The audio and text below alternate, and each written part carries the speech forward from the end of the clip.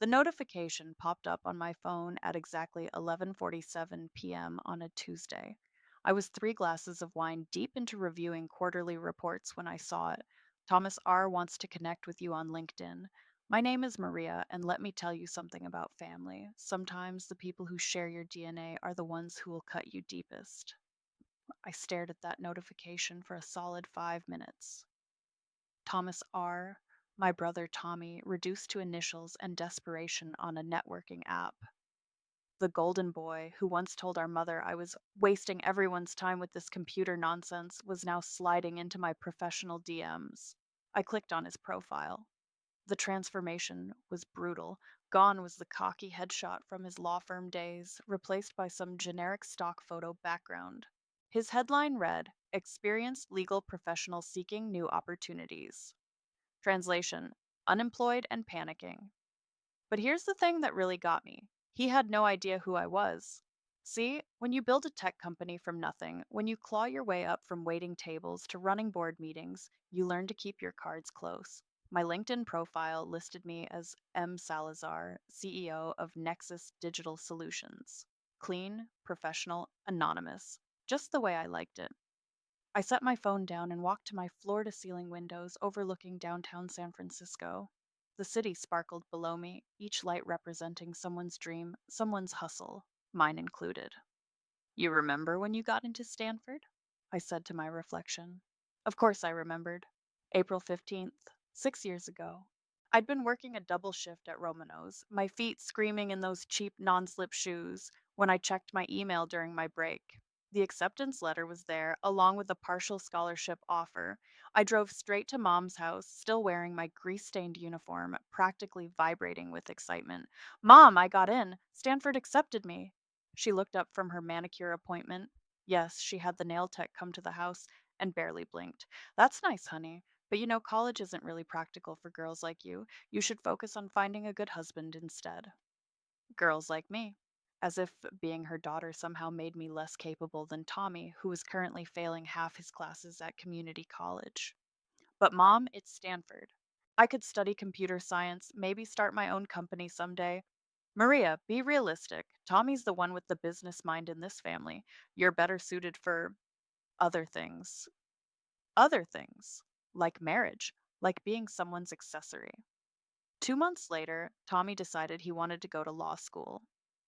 Suddenly, education was important again.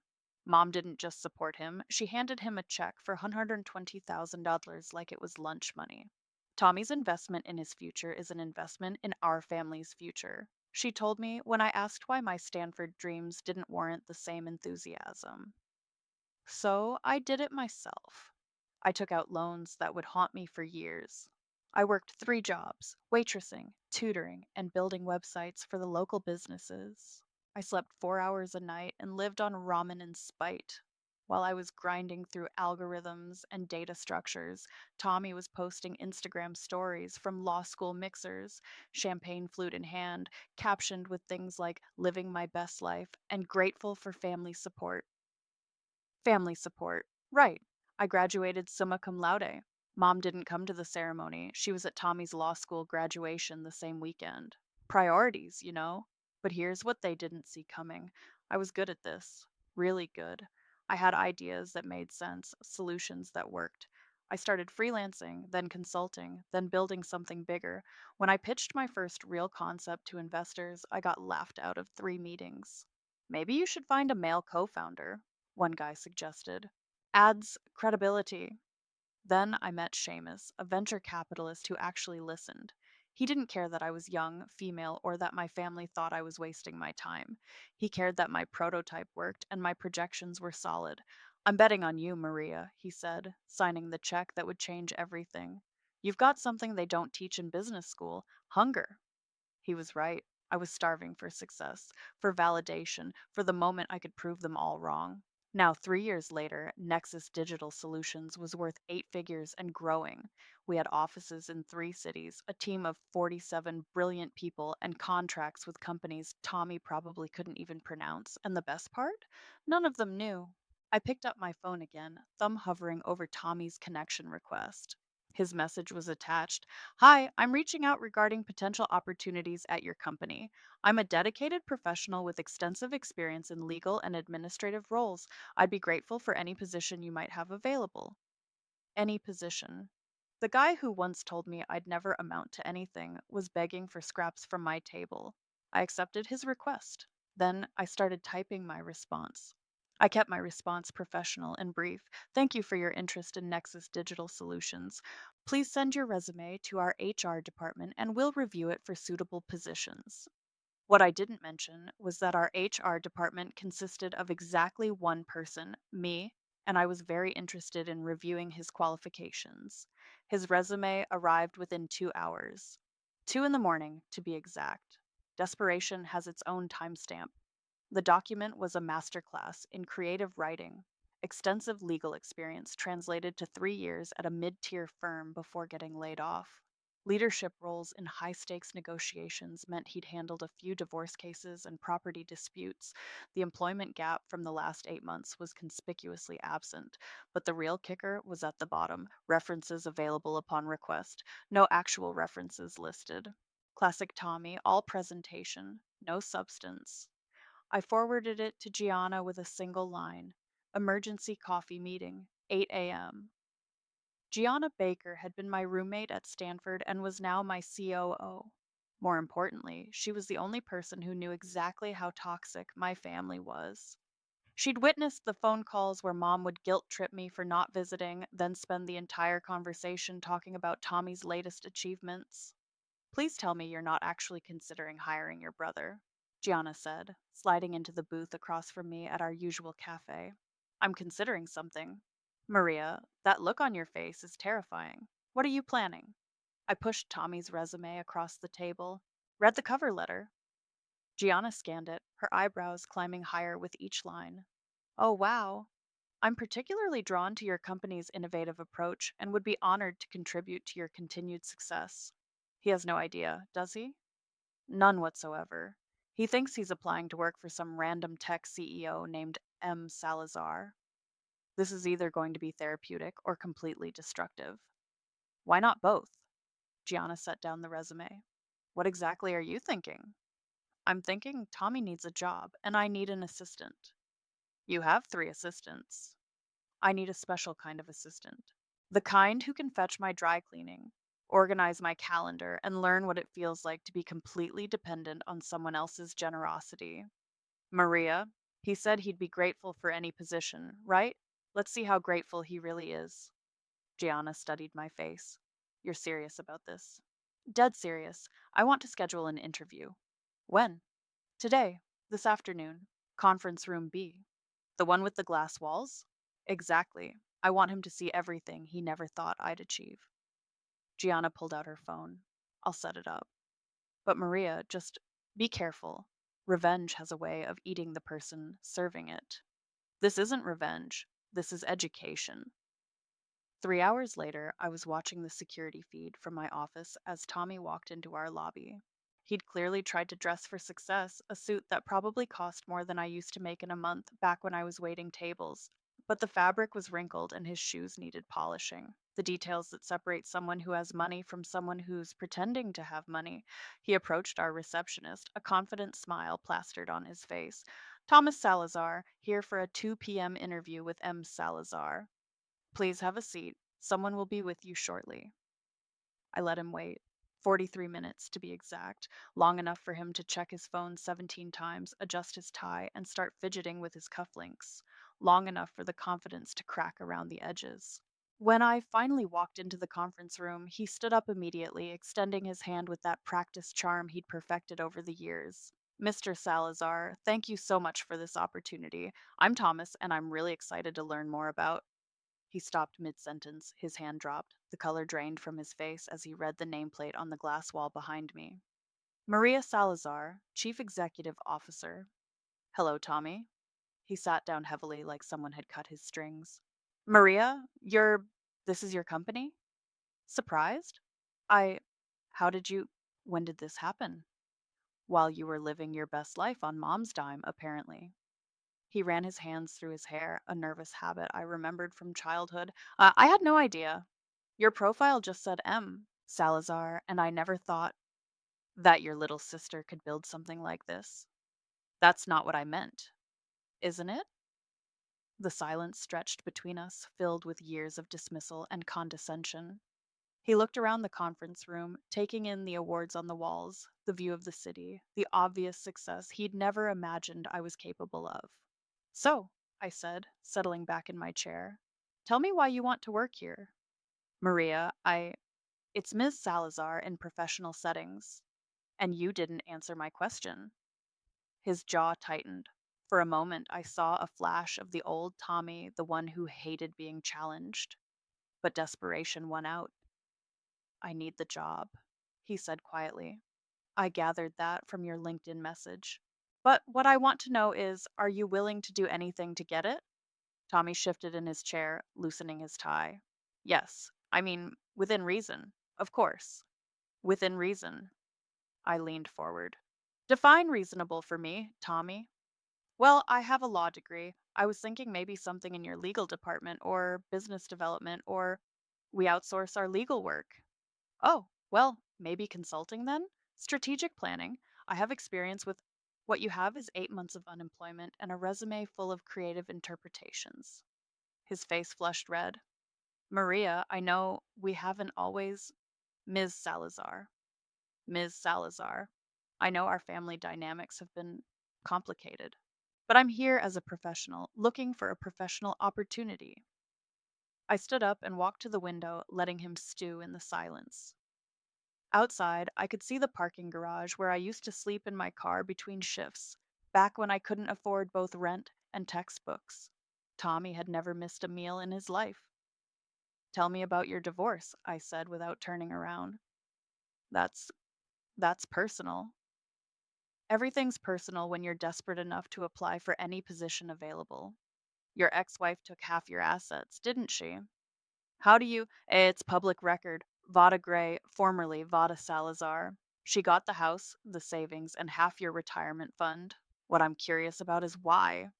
Tommy's voice dropped to almost a whisper. We grew apart. Try again. Maria, this isn't relevant to. I spun around. It's Ms. Salazar, and everything is relevant when I'm considering whether to trust you with a position at my company. So I'll ask one more time. Why did your wife leave you? He stared at his hands. She said I cared more about appearances than our marriage, that I was financially irresponsible. Were you? I made some investments that didn't pan out. You gambled away your marriage. It wasn't gambling, it was what would you call risking money you couldn't afford to lose? He didn't answer. My phone buzzed. A text from Mom. Tommy said he's interviewing at some tech company today. Make sure you put in a good word if you know anyone there. I showed him the screen. Interesting. You didn't tell her it was my company. I didn't know it was your company when I told her. But you know now, and you still haven't called her back. What would I say? The truth? That your little sister built something you never thought she could? That you're sitting in her conference room, begging for a job? Tommy stood up abruptly.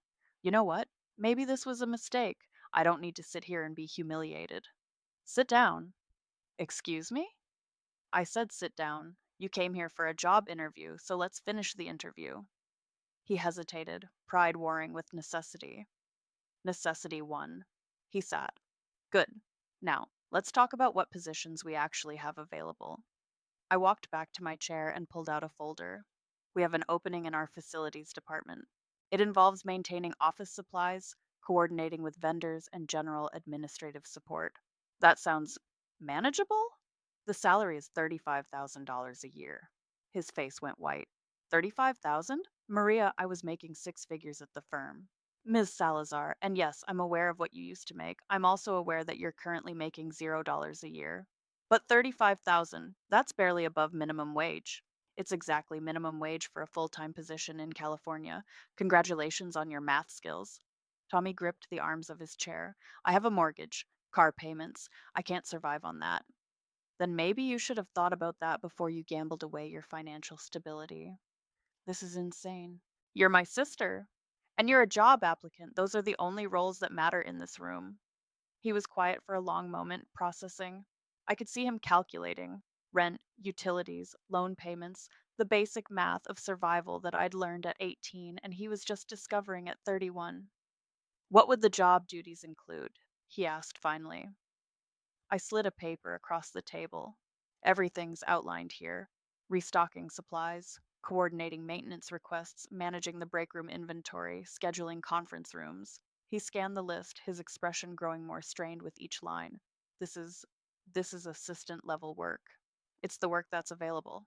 Maria, Ms. Salazar, surely we can work something out. Family rates or a trial period at a higher salary or family rates? I laughed, and it wasn't a kind sound. Tell me, Tommy, what family rate did I get when I needed help with Stanford? What family discount did mom offer when I was working 3 jobs to pay for school? He opened his mouth, then closed it. That's what I thought. So here's the deal: take the position as outlined or don't, but don't insult my intelligence by pretending we're family when it's convenient for you. My phone rang. Mom's ringtone.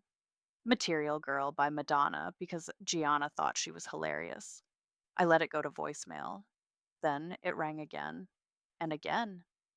Tommy watched the display, recognizing the number. She's persistent. She's panicking, probably wondering why her golden boy hasn't called with good news yet. The phone buzzed with a text. Call me immediately. Tommy won't answer his phone. I showed Tommy the message. Looks like you have a decision to make. Take the job or explain to mom why you're still unemployed. Tommy was still staring at the job description when my assistant knocked on the glass door. Ms. Salazar? There's a Victoria Salazar in the lobby. She says she's here about her son's interview and won't leave until she speaks with you. I looked at Tommy. His face had gone completely pale. You called her? I said. No, I swear I didn't. She must have. Send her up, I told my assistant. Maria, please, don't do this in front of her. Ms. Salazar, and I'm not doing anything. You are.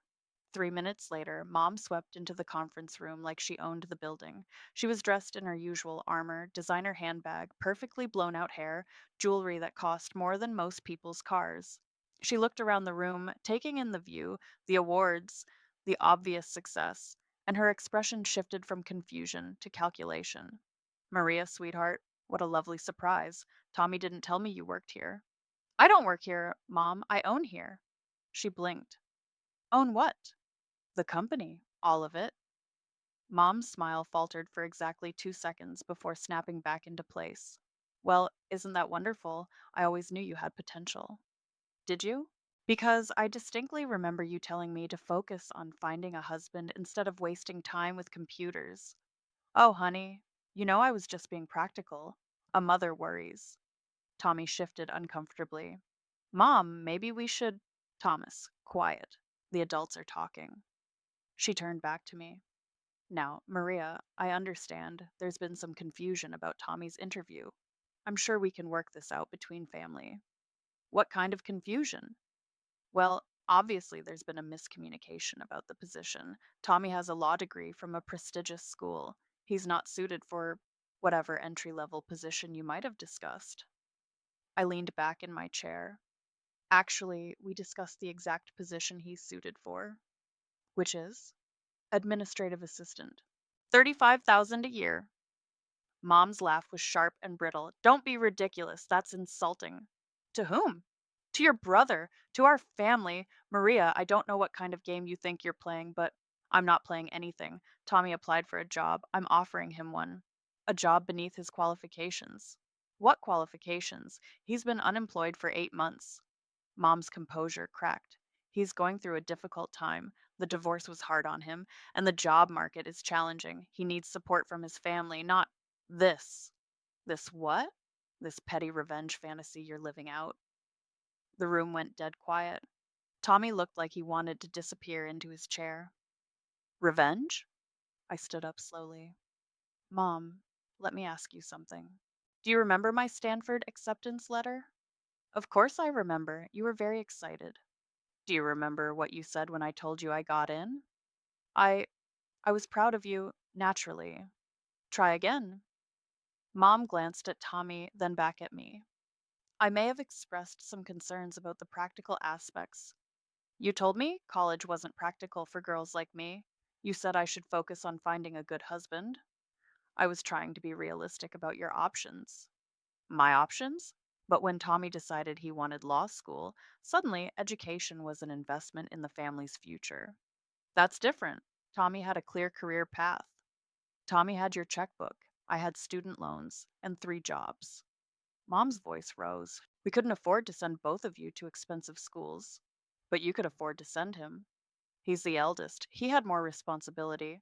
He had a penis. Let's call it what it was. Maria! Miss Salazar. And yes, Mom, let's talk about responsibility. Tommy's responsible for gambling away his marriage, his career, and his financial stability. I'm responsible for building a multi-million-dollar company from nothing. So tell me again who deserves family support. Tommy finally spoke up. Maria, please, she's trying to help. Is she? Because it sounds like she's trying to negotiate a better deal for you without offering anything in return. Mom straightened her shoulders. What do you want from us? Nothing. Absolutely nothing. That's what you gave me when I needed it, and it's what I learned to expect. So, you're punishing Tommy for my mistakes? I'm offering Tommy a job. The same job I'd offer any applicant with his qualifications and employment history. This is cruel. This is business. Mom turned to Tommy. You don't have to accept this humiliation. We'll figure something else out. With what money? Tommy asked quietly. We'll manage. You can, what, Mom? Loan me more money you don't have? I've already borrowed everything you could spare. Mom's face went white. Thomas, don't. She knows, Mom. She probably knew before I walked in here. I didn't confirm or deny it, but my expression must have said enough. Mom looked between us, realizing she'd lost control of the narrative. Fine. If this is how you want to treat your family, Maria, then so be it. But don't expect us to forget this. I'm counting on you remembering it. She grabbed her purse and headed for the door, then stopped. Tommy, are you coming? Tommy looked at the job description, then at me, then at Mom. I need this job. Thomas? I need this job, Mom. She stared at him for a long moment, then walked out without another word. Tommy and I sat in silence until we heard the elevator doors close. So, I said, do you want the position or not? Tommy stared at the job description for another full minute. I could see him doing the math: pride versus rent, dignity versus survival. I'll take it, he said finally. Excellent. Gianna will send you the official offer letter by end of day. You can start Monday. Just like that? Just like that, unless you'd prefer a more elaborate onboarding process. He shook his head. No, Monday is fine. Good. One more thing. All new employees go through a standard background check. HR will send you the forms. Tommy's face tightened. Is that really necessary for an administrative position? Company policy. Non negotiable.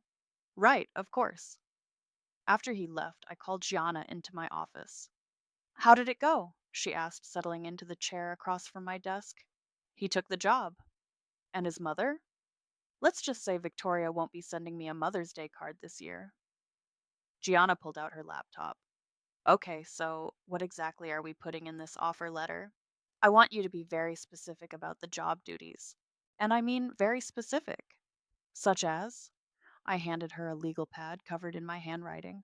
Managing supply inventory, coordinating with building maintenance, scheduling conference rooms, organizing catered meetings, handling dry cleaning pickup and delivery for executives. Gianna's eyebrows climbed higher as she read. Dry cleaning pickup? He said he'd do anything. Maria, this is basically making him your personal assistant.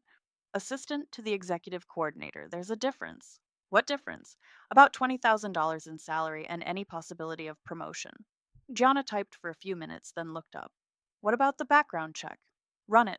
Full financial and criminal history. You think he's hiding something? I think Tommy's always been good at hiding things when it's convenient. 2 hours later, Gianna knocked on my door again. The offer letter's ready.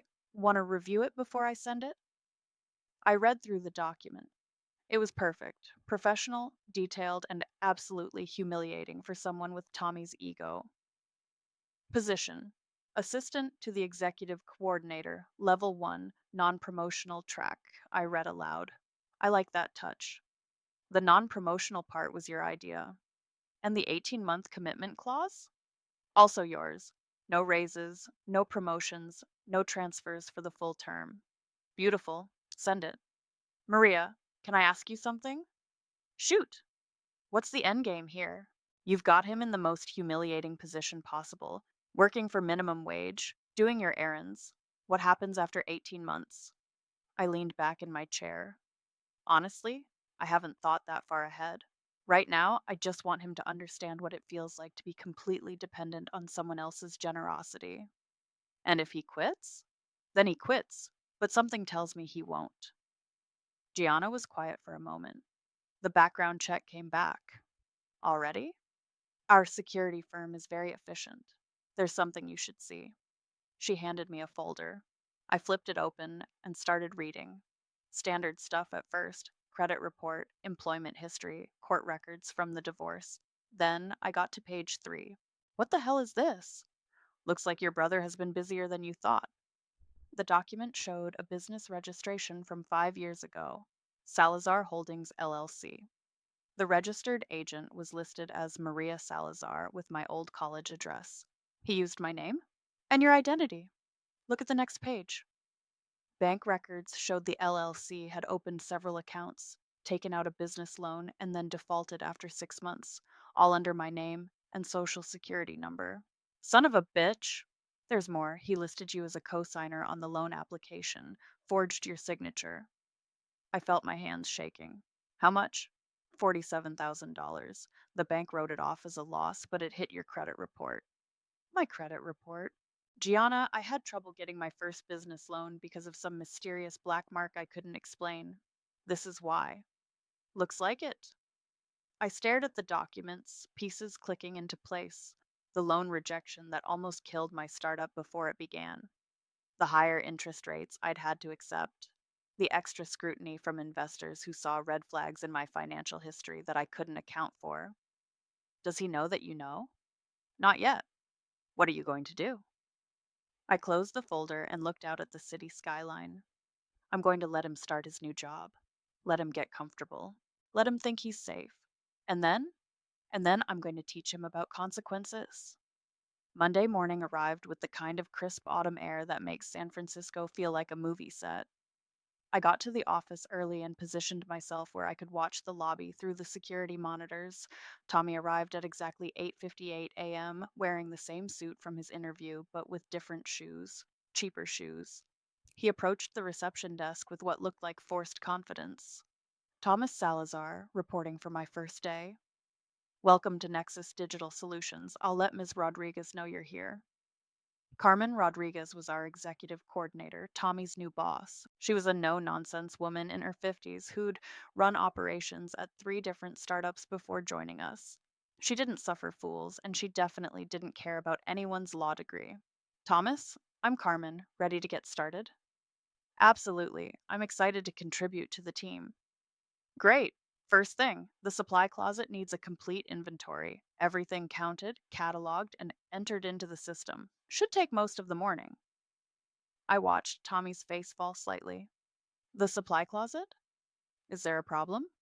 No, no problem at all. Just, where is it? Follow me. As they walked away from the camera's view, my phone buzzed with a text from Gianna. Emergency contact form just came in. You're going to want to see this. I opened the attachment. Under emergency contact, Tommy had listed Vada Gray, ex-wife. Interesting. Very interesting indeed. I called Vada that afternoon using the number from Tommy's emergency contact form. Hello, this is Vada. Hi, this is Maria from Nexus Digital Solutions. I'm calling about Thomas, who listed you as his emergency contact. Is this a good time? Oh, sure. Is everything okay? Did something happen at work? Nothing's wrong. This is just a routine verification call for new employees. I hope you don't mind me asking a few questions. Not at all. Though I should mention, Thomas and I are divorced. I see that in his file. But you're still his emergency contact? Vada laughed, but it wasn't a happy sound. That should tell you everything you need to know about Thomas's current social circle. Would you be comfortable meeting for coffee? I like to get a fuller picture of our employees, especially for positions that require trust and reliability. You know what? I'd love that. When were you thinking? How about tomorrow at 2 p.m.? There's a cafe called Blue Bottle on Market Street. Perfect. I'll be there. The next day, I arrived at the cafe early and claimed a corner table. Vada walked in exactly on time, a tall woman with auburn hair and the kind of posture that suggested she'd learned to stand up for herself the hard way. Maria, I'm Vada. Thank you for suggesting this. Thanks for coming. Can I get you something? Large coffee, black. I have a feeling I'm going to need the caffeine. Once we were settled, Vada leaned forward. So, how do you know Thomas? He's my brother. Vada's coffee cup stopped halfway to her lips. Your brother? Surprised? That's that's one word for it. Does he know you're his boss? He figured it out during the interview. Oh my god. Vada set down her cup and started laughing. That's beautiful. Absolutely beautiful. You don't seem upset by the situation. Upset? Maria, this is the best news I've heard in months. Tell me everything. I gave her the abbreviated version: Tommy's desperate LinkedIn message, the interview, mom's dramatic appearance, the job offer. Administrative assistant, Vada repeated, making 35,000 a year. Is that a problem? Problem? It's poetic justice. Do you know what he told the divorce mediator about his earning potential? I'm guessing it was more than 35,000. He claimed he'd be making 200,000 within 2 years, said his temporary setback was just bad luck and poor market conditions. What really happened? Vada's expression hardened. What happened is that your brother is a compulsive liar who thought he was smarter than everyone else. Meaning? Meaning he took money from clients' escrow accounts to fund his day trading hobby. When the market went south, he couldn't cover the losses. I felt my stomach drop. He stole from clients? The firm covered it to avoid a scandal, but they fired him immediately. No references, no severance, and a very clear understanding that he'd never work in law again. Why didn't they press charges? The managing partner was a family friend. They gave him one chance to disappear quietly. And you found out how. I found out when the bank called about our overdraft fees. Turns out Tommy had been borrowing from our joint accounts to cover his trading losses. $40,000 gone.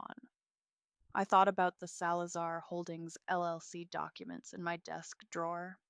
Was that the only time he used other people's money? Vada studied my face. You know something. Maybe. Tell me more about his business ventures. Oh, Tommy was always starting some new company, always had a get rich quick scheme. Most of them were harmless, just him printing business cards and pretending to be an entrepreneur. Most of them. There was one, maybe 5 years ago, where he actually got a loan. Said he had a co signer with great credit. I never knew who it was. Did you ever see any paperwork? He kept everything locked in his office, very secretive about it. The whole thing collapsed after a few months, but by then he'd moved on to the next big idea. I pulled out my phone and showed her a photo of the LLC registration. Does the name Salazar Holdings ring a bell? Vada's eyes widened. That's it. That's the company. But wait. She looked at the signature line. Maria, that's your name on the paperwork. I know. Did you co sign for him? I had no idea this company existed until yesterday.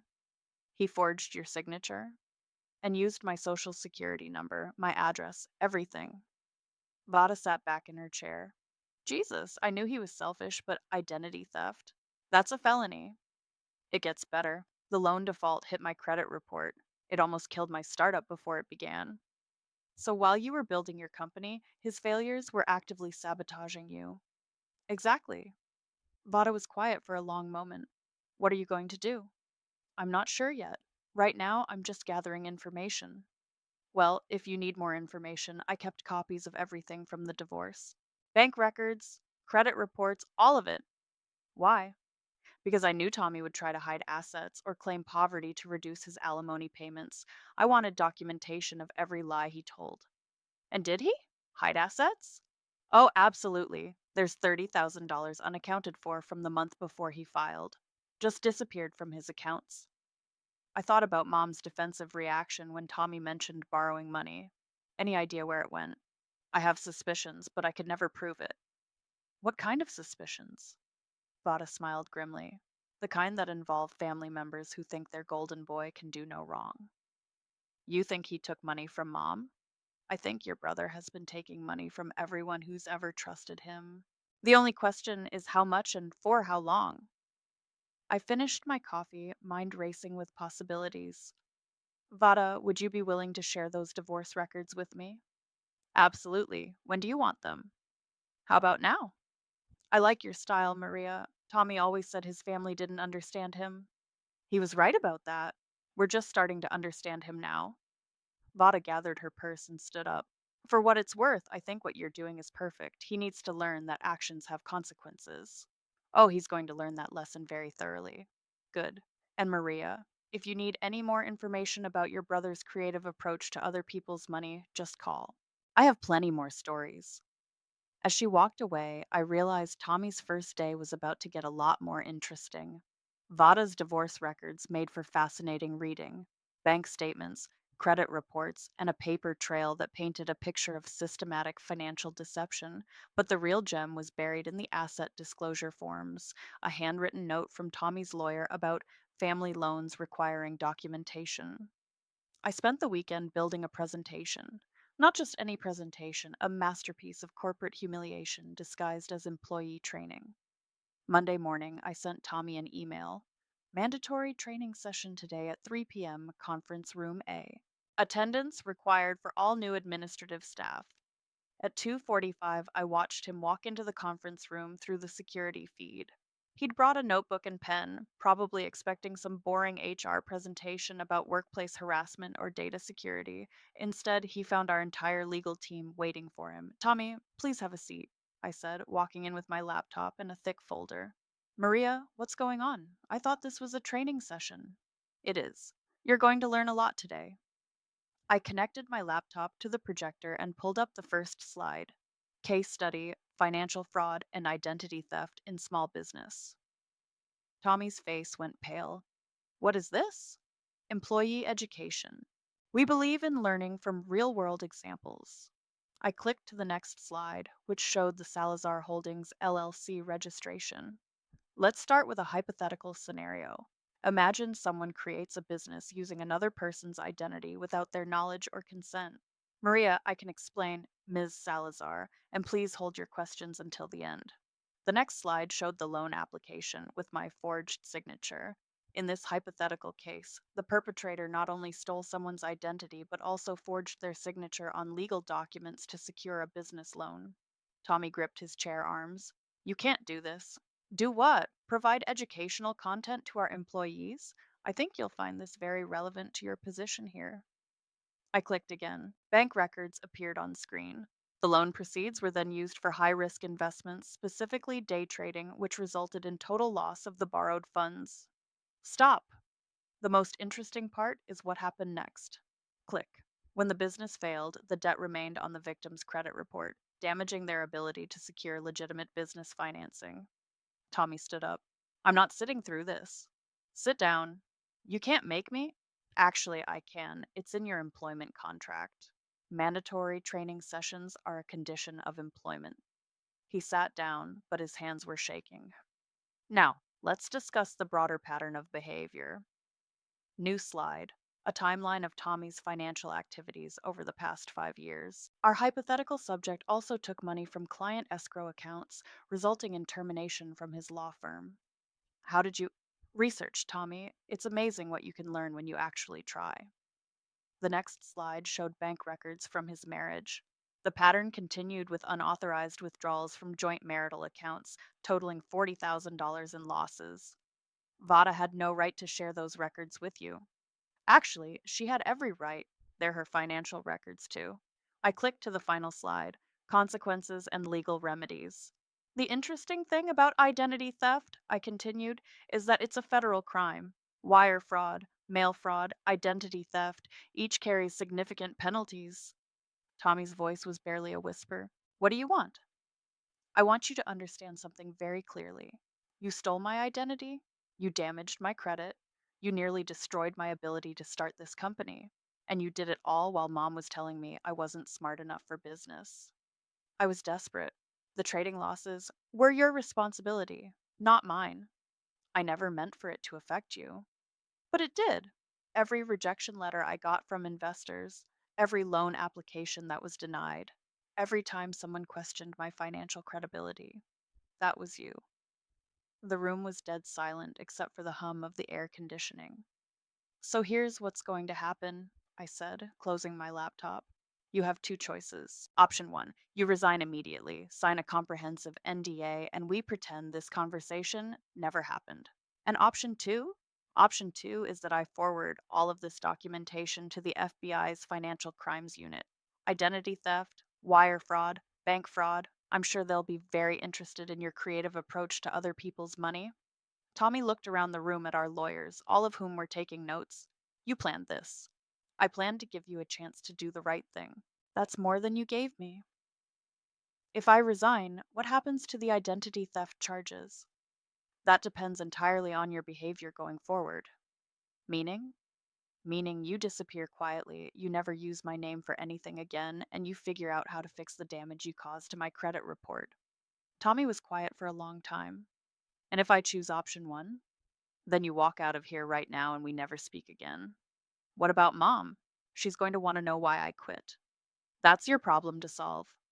He stood up slowly, like an old man. I need to think about this. You have until end of business today. And if I don't decide, then I decide for you. Tommy walked to the door, then stopped. For what it's worth, I'm sorry. No, you're not. You're sorry you got caught. After he left, our head counsel looked at me. That was either brilliant or completely insane. Why not both? What if he calls your bluff? Who says I'm bluffing? My phone buzzed with a text from mom. Tommy won't answer his phone. What did you do to him? I showed the message to Gianna. Looks like word travels fast. What are you going to tell her? The truth. It's about time someone in this family heard it. Tommy's resignation letter arrived in my inbox at 4:47 p.m., short, professional, and completely devoid of the charm he usually tried to deploy when backed into a corner. Effective immediately, I am resigning from my position at Nexus Digital Solutions due to personal circumstances. Thank you for the opportunity. No apology. No acknowledgement of what he'd done. Just Tommy taking the easy way out one more time. I forwarded it to HR and was packing up my laptop when mom called. Maria, we need to talk. Now. I'm listening. Not over the phone. I'm coming to your office. Mom, it's after 5. The building. I'm already in the lobby. Of course she was. I found her pacing in front of the elevators, still dressed in her country club attire, but with her composure completely shattered. What did you do to him? She demanded the moment she saw me. I offered him a job. He quit. Don't play games with me, Maria. Tommy came home in tears.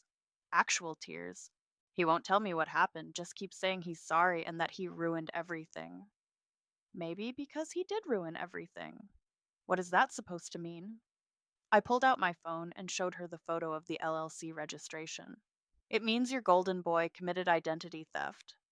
Mom squinted at the screen. I don't understand. He used my name and social security number to get a business loan, $47,000. When he defaulted, it destroyed my credit. That's that's not possible. It's documented fact. He forged my signature, Mom. She stared at the phone, then at me. You're lying.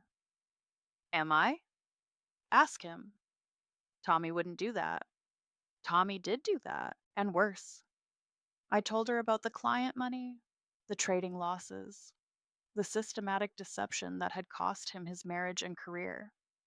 With each revelation, Mom's face grew paler. You're making this up to hurt him. I have bank records, court documents, and witness statements. Would you like to see them? Why are you doing this to our family? The question hung in the air between us, loaded with years of resentment and disappointment. I'm not doing anything to our family, Mom. There is no family. There never was. That's not true, isn't it? When I needed help with Stanford, where was the family? When I was working 3 jobs and sleeping in my car, where was the family support? We couldn't afford, you could afford Tommy's law school.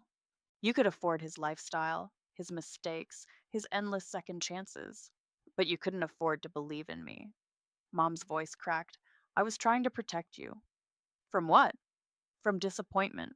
From failure. I didn't want you to get your hopes up and then what?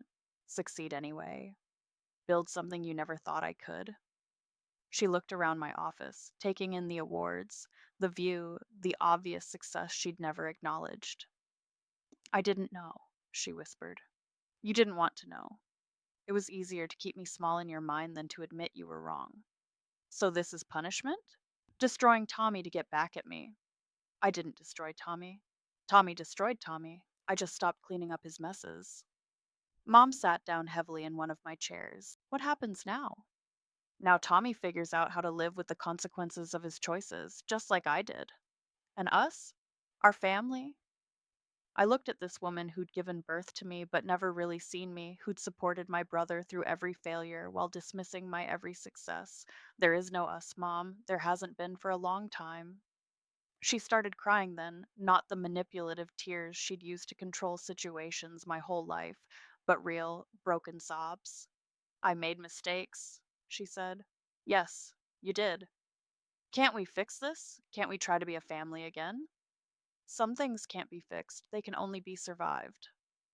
Mom wiped her eyes with a tissue from her purse. I'm proud of you, you know.